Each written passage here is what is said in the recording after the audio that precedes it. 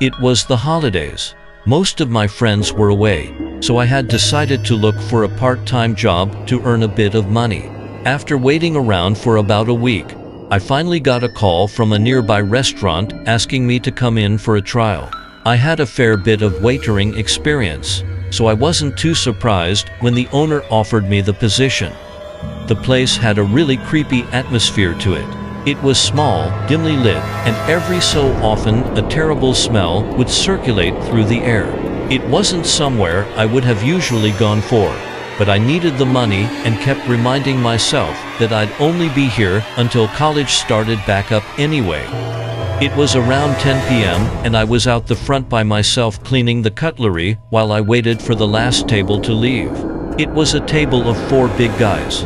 They were pretty rough looking. In fact, if I passed them on the street, I would have assumed they were homeless. Half an hour passed and they finally got up to leave. I smiled as one of them came to the register to pay. "That's $42.50 altogether," I said. He immediately handed over a bunch of crinkled notes with a big grin on his face. Unfortunately, I had seen this kind of look before and braced myself for the cheesy pickup line. He said to me, "You're doing anything tonight, cutie?" bringing himself closer to the register. "Thank you. Have a good night," I replied, trying to make it clear that I was not interested. He laughed and walked out the door, mumbling something under his breath as he went. As soon as he was out of sight, I quickly cleared the dishes, cleaned down, and got changed out of my staff uniform.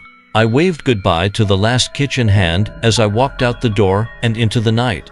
My house was only a couple of blocks away, so every night I walked to save gas. I had only walked for about 5 minutes when a loud whistle startled me. I looked off into the direction it came from and froze in fear. It was the same guy from the restaurant.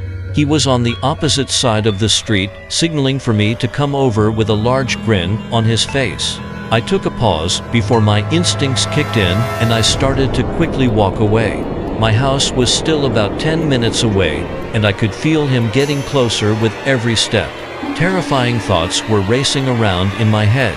Knowing very well that this could end badly, I turned the corner and started to sprint down the footpath. I felt tears gather up in my eyes as loud footsteps followed closely behind me. I didn't look behind out of fear when all of a sudden, a hand firmly grabbed my shoulder and yanked me backwards. I turned to see the man. His face was red and his grin had morphed into a furious expression.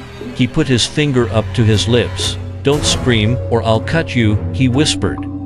At this point, I was ready to accept my fate when out of nowhere, I felt a sudden burst of rage explode inside of me.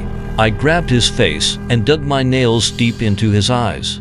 The man let out a loud, horrible noise as he clenched his face in pain.